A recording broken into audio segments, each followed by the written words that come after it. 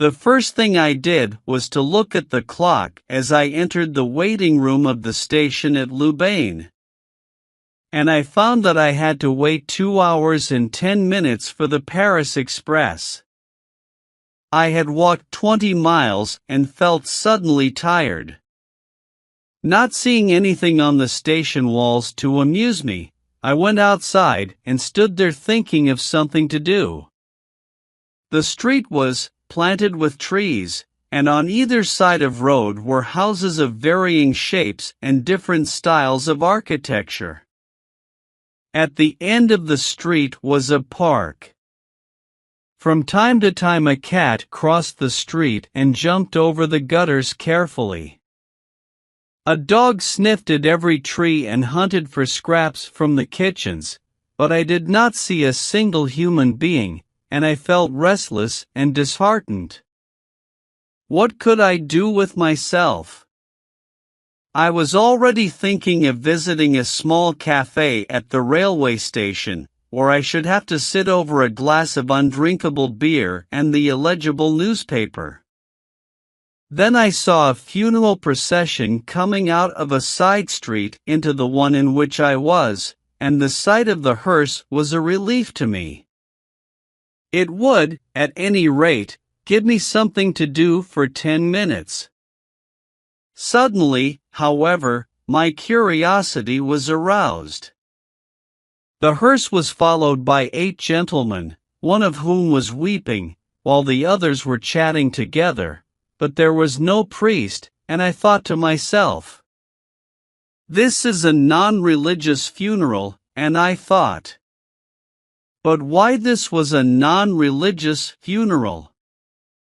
The rapid pace of the procession clearly proved that the body was to be buried without ceremony, and, consequently, without the intervention of the church. I was so curious that I decided to follow it, with the 8 gentlemen.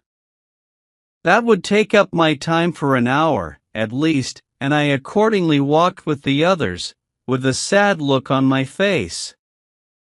Seeing me walking with the procession, the 2 last men turned round in surprise, and then spoke to each other in a low voice. No doubt they were asking each other whether I belonged to the town, and then they told the 2 in front of them, who stared at me in turn. This curiosity annoyed me, and to put an end to it I went up to them, and, after bowing, I said, "I beg your pardon, gentlemen, for interrupting your conversation, but, seeing a civil funeral, I have followed it, although I did not know the deceased gentleman whom you are accompanying." "It was a woman," one of them said. I was much surprised at hearing this, and asked, "But it is a civil funeral, is it not?" The other gentleman, who evidently wished to tell me all about it, then said, "Yes and no. The clergy have refused to allow us the use of the church." On hearing this I said shockingly, "Ah," in astonishment. I could not understand it at all, but the man near me continued, "It is rather a long story. This young woman committed suicide, and that is the reason why she cannot be buried with any religious ceremony.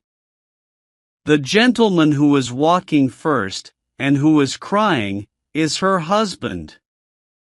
I replied with some hesitation, "You surprise and interest me very much, sir. Shall I be careful, if I ask you to tell me the facts of the case? If I am troubling you, forget that I have said anything about the matter." The gentleman took my arm familiarly. "Not at all, not at all. Let us linger a little behind the others, and I will tell it you, although it is a very sad story. We have plenty of time before getting to the cemetery." And he began. "This young woman, Madame Paul Hammett, was the daughter of a wealthy merchant in the neighborhood, Monsieur Fontenelle. When she was a mere child of 11, she had a shocking adventure. A footman attacked her and she nearly died. A terrible criminal case was the result, and the man was sentenced to death. The little girl grew up and was disgraced, isolated, without any companions. The grown-ups scarcely kissed her and loved her. People said to each other in a whisper, "You know, little Fontenelle," and everybody ran away in the streets when she passed. Her parents could not even get a nurse to take her out for a walk. The other servants of the house also stayed away from her, as if contact with her would poison everybody who came near her. It was pitiable to see the poor child go and play every afternoon. She remained quite by herself, standing by her maid and looking at the other children amusing themselves. Sometimes, she desired to mix with the other children to play with them. She walked very timidly, with nervous gestures, and tried to mingle with a group. She was so afraid, as if conscious of her own disgrace. And immediately the mothers, aunts, and nurses would come running from every seat and take their children by the hand and drag them brutally away. Little Fontenelle remained alone and sad, without understanding what it meant, and then she began to cry, nearly heartbroken with grief. And then she used to run and hide her head in her nurse's lap, sobbing. As she grew up, it was worse still. They kept the girls from her, as if she were stricken with the plague. When she went through the streets, she was always accompanied by her maid. Even her parents feared that something terrible would happen. The other girls, who were not nearly so innocent as people thought, whispered and giggled as they looked at her knowingly, and immediately turned their heads away, if she happened to look at them. People scarcely greeted her, only a few men bowed to her, and the mothers pretended not to see her, while some young blackguards called her Madame Baptiste, after the name of the footman who had attacked her. Nobody knew the secret torture of her mind, for she hardly ever spoke and never laughed. And her parents themselves appeared uncomfortable in her presence, as if she was a burden to them. Even in the presence of her parents she felt alone and disgraced. And Monsieur and Madame Fontenelle looked at their daughter as if she was just released from the prison. She was pretty and pale, tall, slender, distinguished-looking, and she would have pleased me very much, monsieur, but for that unfortunate affair. Well, when a new sub-prefect, French officer, was appointed here, 18 months ago, he brought his private secretary with him. He was a strange man, who had lived in the Latin Quarter. He saw Madame Fontenelle and fell in love with her, and when told of what occurred, he merely said, "Bah! I don't care what happened in the past. I love her and respect her. I shall live a peaceful life with that woman." He made a respectful approach to her, asked for her hand and married her. Some people returned them, others did not, but, at last, the affair began to be forgotten, and she took her proper place in society. She adored her husband as if he had been a god, for, you must remember, he had restored her to honor and to social life, had braved public opinion, faced insults, and, in a word, performed such a courageous act as few men would undertake, and she felt the most powerful and tender love for him. When she became pregnant, and it was known, most of the town people opened their doors to her, as if she had been definitely purified by maternity. It is strange, but so it is, and thus everything was going on as well as possible until the other day, which was the feast of the patron saint of our town. The officer, surrounded by his staff and the authorities, presided at the musical competition, and when he had finished his speech the distribution of medals began, which Paul Hammett, his private secretary, handed to those who were entitled to them.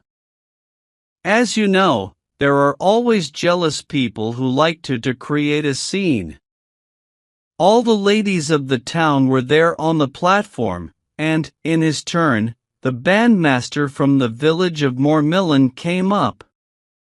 This band was only to receive a second-class medal, for one cannot give first-class medals to everybody, can one? But when the private secretary handed him his badge, the man threw it in his face. He was angry and wanted to insult the officer and his wife, Madame Fontenelle. The man exclaimed angrily, "You may keep your medal for Baptiste. You owe him a first-class one, also, just as you do me." There were a number of people there who began to laugh. Every men and women turned their eyes toward that poor lady. Have you ever seen a woman going mad, monsieur? Well, we were present at the sight. She got up and fell back on her chair 3 times in succession, as if she wished to make her escape, but saw that she could not make her way through the crowd, and then another voice in the crowd exclaimed, "Oh! Oh! Madame Baptiste!" And a great noise, partly of laughter and partly of unfair anger, arose. The word was repeated over and over again. People stood on tiptoe to see the unhappy woman's face. Husbands lifted their wives up in their arms, so that they might see her, and people asked, "Which one is she? The one in blue?" The boys gathered like cocks, and laughter was heard all over the place. She did not move now on her state chair, but sat just as if she had been put there for the crowd to look at. She could not move, nor conceal herself, nor hide her face. Her eyelids blinked quickly, as if a vivid light were shining on them.